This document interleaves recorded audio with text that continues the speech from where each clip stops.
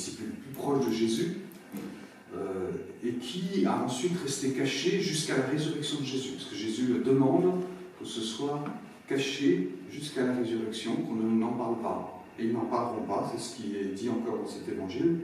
Ils n'en rapportent rien de ce qu'ils avaient vu, comme Jésus le leur demande. Alors pourquoi cet événement? C'est parce que Jésus déjà voulait, auprès de ses trois apôtres, il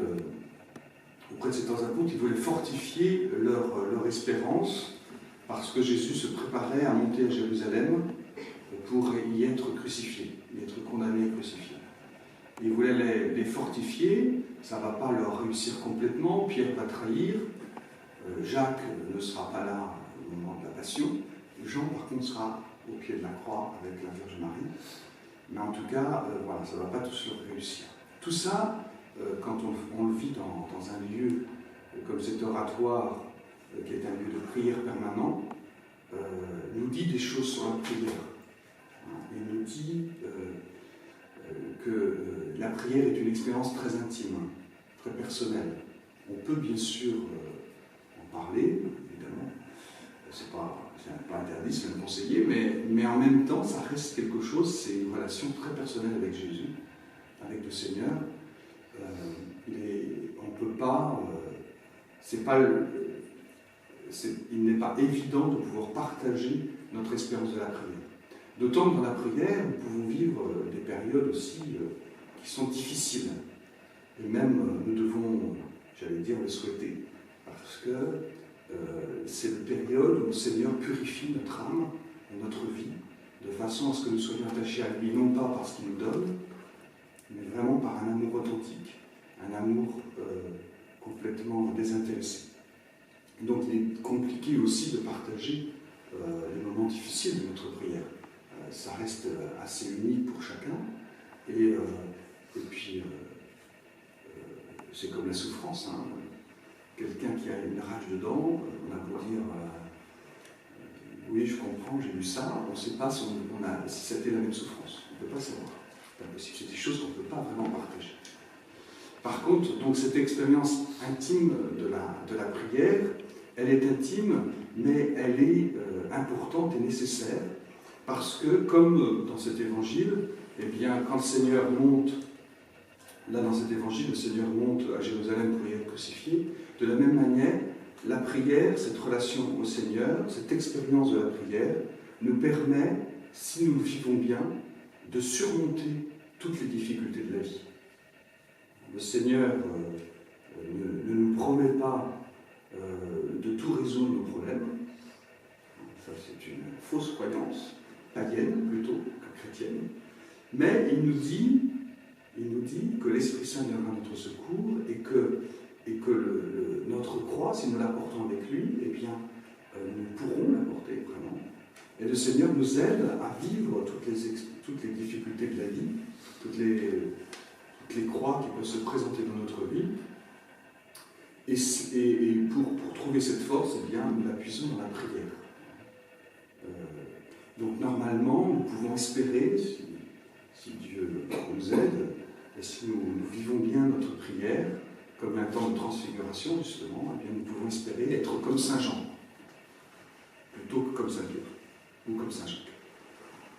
Nous pouvons espérer, il y a la miséricorde du Seigneur, donc nous avons même un sacrement spécial pour cette miséricorde, donc nous savons qu'il n'y a jamais rien de perdu quand nous râlons, ou quand nous rebellons contre l'épreuve qui se présente à nous, mais il n'empêche que nous sommes d'abord invités à puiser notre force dans la prière pour pouvoir ensuite vivre tout ce que nous vivons dans notre vie et donner aussi une certaine fécondité à nos épreuves, puisque quand nos épreuves sont vécues avec celles de Jésus, eh bien, les souffrances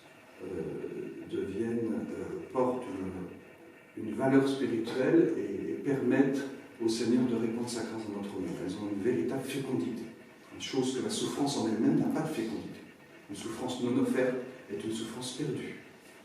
Ça, tous les mystiques le disent, Marthe Robin le disait en premier lieu, hein. La souffrance, on en fait ce qu'on veut. On peut la laisser perdre. Par exemple, en râlant, en se rebellant contre elle, ou en souffrant comme ça, voilà. Ou bien nous pouvons, grâce à la prière, à l'Esprit Saint, l'offrir en union avec la croix de Jésus, et dans ce cas-là, il porte une fécondité. C'est ce qui se passe justement chez quelqu'un comme Marthe Robin, qui elle aussi a été, on peut dire, transfigurée par toute sa vie. Voilà. Dans l'expérience de la prière, il y a aussi cette expérience de la Trinité que l'on voit dans le mystère de la transfiguration. C'est le mystère de Dieu, de la Trinité, ça reste un mystère compliqué pour notre tête. Mais ça ne veut pas dire qu'il ne faut pas étudier, d'ailleurs, il faut quand même étudier, chercher à comprendre un peu, mais il n'empêche que ça restera bien différent, bien au-delà de tout ce qu'on peut concevoir. La prière nous fait rentrer dans l'intimité de Dieu. Dans la transfiguration, il y a ce mystère-là. Le Père parle dans la nuée. La nuée étant le symbole du Saint-Esprit. La voix étant la voix du Père. Et le Fils qui étant transfiguré, lui, devant les apôtres. De la même manière, ici, nous avons le mystère de la Trinité qui nous est proposé à travers la fresque qui a été faite par le Père Jean-Marie. Et donc on voit en haut l'image du Père avec le tétragramme, le nom hébreu imprononçable, que l'on retrouve d'ailleurs dans l'Église Saint-Louis, qui est le nom de Dieu. Le nom est tellement... Quand on dit le prénom de quelqu'un, ça renferme la personne.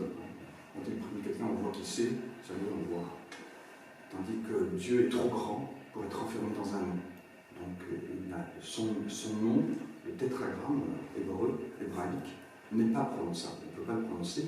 Dans les Bibles juives et aussi dans les Bibles chrétiennes, on remplace, quand on a ce nom dans la Bible, au lieu de dire le nom du tétragramme, qu'on ne peut pas prononcer, et bien on dit Seigneur à la place. C'est pour ça qu'on trouve souvent dans la Bible Seigneur. En fait, Seigneur, c'est ce qui est écrit réellement dans la Bible, c'est le tétragramme.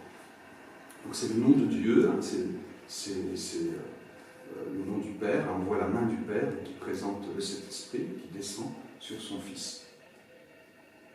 Et bon, ici a été volontairement fait Jésus présenté comme transfiguré, mais en même temps comme Christ ressuscité. C'est pour ça qu'il a les plaies dans les mains, alors qu'au moment de la transfiguration, Jésus n'a pas les plaies. Parce que nous vivons, nous, après la Pentecôte, et donc nous contemplons Jésus transfiguré, mais dans le mystère de sa résurrection.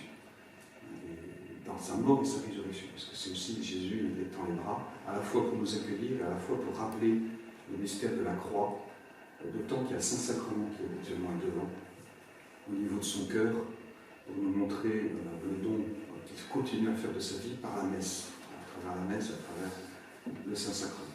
Puis de chaque côté, donc, nous avons, on a bien sûr mis la Vierge Marie et Saint-Joseph, mais après, Moïse et Élie, comme dans le mystère de la transfiguration, sont présents.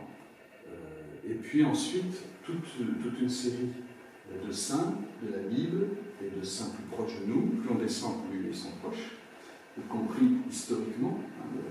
Saint Jean-Marie Vianney, Sainte Thérèse de Lisieux sont des saints récents, on peut dire, du 19e siècle, pas si vieux que ça, à vue de 2000 ans. Et puis, on pourrait continuer, et l'idée, c'est que nous-mêmes, nous marchions dans la continuité de tous ces saints, que nous laissions le Seigneur faire son travail en nous, pour que nous soyons nous-mêmes transfigurés, transformés par la puissance de la grâce de Dieu. Voilà. En tout cas, nous prions pour que ce lieu soit vraiment un lieu de transfiguration. Si sur la paroisse nous avons voulu qu'il y ait d'abord un lieu d'adoration avant de faire le reste, c'est parce que nous savons que la clé de tout, c'est le réveil spirituel et la sanctification des fidèles. Si les fidèles baptisés et les prêtres aussi, besoin aussi, sont transformés, sont sanctifiés, deviennent saints, eh bien, tout ira bien. Quoi qu'il arrive. Même s'il y a des pires catastrophes. Tout ira bien, le Seigneur agira, il y aura des fécondités, il y aura de la fécondité, il y aura des belles choses qui se passent. Donc nous prions vraiment pour que ce lieu de prière soit un lieu de transfiguration, de transformation, de sanctification pour les fidèles, pour les uns et les autres, pour chacun, et que ça puisse se répandre ainsi par contagion dans la ville, dans notre ville, sur La Roche-sur-Yon. Voilà, nous demandons que de plus en plus de personnes viennent prier ici aussi. Il y a beaucoup de gens qui passent, hein, mais de plus en plus de personnes. Je suis quand même aussi surpris de voir que la semaine dernière j'étais au JMJ et je parlais avec une jeune fille qui était à La Roche depuis 1 an en études et qui ne savait pas qu'il y avait lieu d'adoration, ne savait pas où c'était.